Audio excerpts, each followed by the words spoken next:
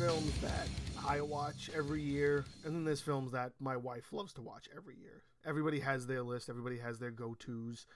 This is one for my wife. She's actually the one that kind of put me onto this film, and I'm actually, not mad about it. It's a good film. It's from 2007. It has a character that a lot of people have sort of, I think, fallen in love with, though I don't believe there's any other films for this. I believe it's just the one Trick or Treat film. And being that old, it really has its cult following, probably because of the character of Sam the trick or treater, I guess you can say. And it's an anthology based film, which means that it's a group of different stories that all kind of collide together and sort of exist in the same universe. And each story is, fairly unique. I don't think there's anything like too out of the ordinary. The first story is called The Principal, which is about this.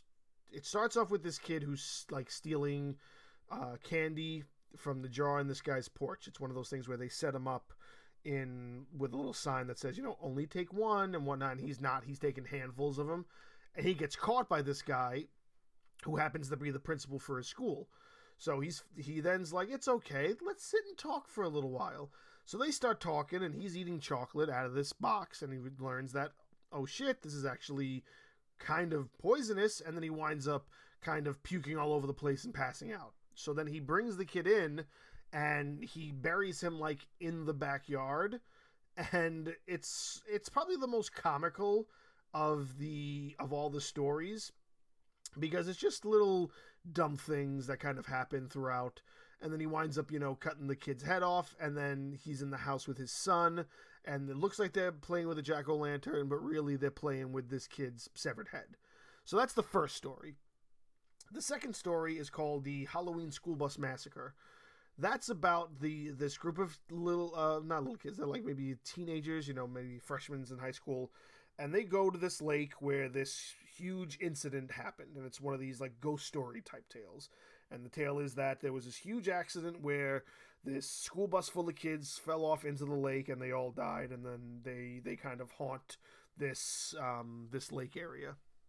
Every Halloween, if you don't leave a jack-o'-lantern out for them, then they, it's as like a peace offering, then they come out and they murder somebody. So these kids are actually just trying to play a joke on one of the kids they brought out.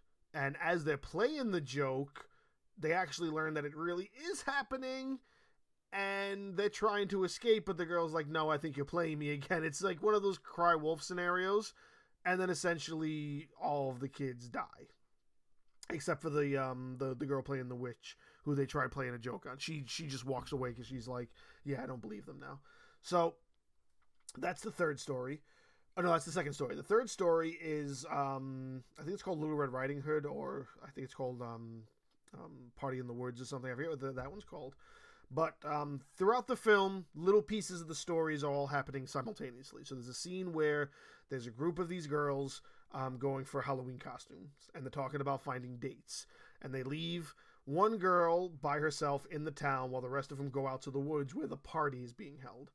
I also have to say that it stars, if I didn't mention all the people that are in this film, it's got Brian Cox in the film. It's got Dylan Baker.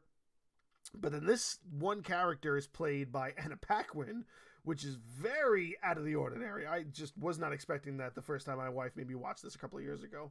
And I was like, what is Anna Paquin doing in this random horror film that I've never heard of before? So she's this character who has to find a date, essentially. Now, while sort of that's going on, there's also this other character who looks sort of vampire-ish, and he's going around killing women. He stalks the Anna Paquin character, who's dressed up like Little Red Riding Hood, which is why I think it's called Little Red Riding Hood, but I'm not 100% certain what that story is actually called. And as he's trying to kill her, he discovers that, oh shit, he fucked up, and she winds up kidnapping him, bringing him to the party, And it's this discovery that, holy shit, they're all werewolves. And then she winds up killing this guy. Now, the guy who's killing all of these girls also turns out to be the principal who cut the kid's head off from the first story. And this is where, you know, the stories are intertwining and whatnot. And it's fun. It's fun. And then the last story is the story about Sam, and he's fighting this guy who like hates Halloween, and it's played by Brian Cox, and it's kind of just this toil between the two of them in the house. And then it ends with sort of like everybody, you know, who's still alive kind of showing their doing their like sign off almost. It's a really fun movie. It's not, you know, anything to write home about. It's just something that it definitely has its following. And I'm definitely a person who is a fan of it just because I like anthology films, and I think these are pretty decent stories. And again, we're talking a film that's 15 years old, so they aren't the best quality in the world. This was a straight to DVD film, I believe. I don't think this went into theaters or anything. Like, if you look up like any of its information, all it gives you is a budget for how much it costs. So I don't believe it made anything. I don't believe it went into theaters or anything, so I don't believe it made any money as far as that's concerned. However, the other funny thing about it is it has a director and writer attached to it, Michael Dougherty. For those who don't know who Michael Dougherty is the guy who wrote the second X-Men film. He wrote the Superman Returns film with Brandon Roth. He wrote and directed this film. He wrote and directed the like comedy horror Christmas film Krampus from 2015. He wrote and directed the new Godzilla movie that kickstarted the Godzilla series we have now. He wrote and directed Godzilla King of the Monsters, the second one to that. So this guy's got some credits backing him up for like being a substantial writer and director. You know, almost anything that he's been attached to, he's written, and at least 3 of them he's directed. So not bad, not a bad track record from my perspective. So it's interesting to see that he goes back that far and still only has like 6 credits. Like if you think about X-Men 2 came out in 2003.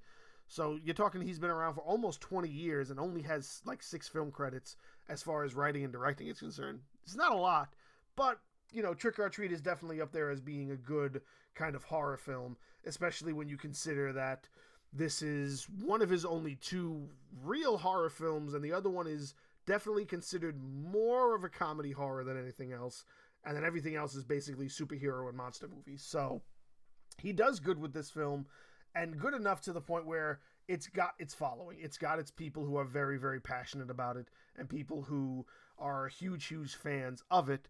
It's kind of shocking that it didn't have a sequel, because I don't mind the idea of another one of these ever coming out, especially if you wanted to do more stories about Sam, you know, the trick-or-treater. I think that would be a great idea, you know. I hope Michael Dougherty does more, but as of 2019, he hasn't really done anything, and I didn't even know who was behind this until then. And like I said, he's very much a like small ringer. I know this is also kind of connected to Bryan Singer, which is also probably another reason why it's connected to Michael Dougherty and X-Men and Superman. You know, it's all this big circle of maybe this is more along the lines of it didn't pick up enough during that time frame that they just haven't cared about it. But I do believe that it has some weight to it, and it deserves maybe a little bit more attention. It definitely has the following it deserves, but possibly a sequel, possibly a reimagining, more tales, more stories. Why not? Why not do another one? I don't see a reason why it couldn't have another one. It's a decent enough concept. You can't turn everything into its own film, so you make a little anthology about it. You know what I'm saying? I mean, that's just me.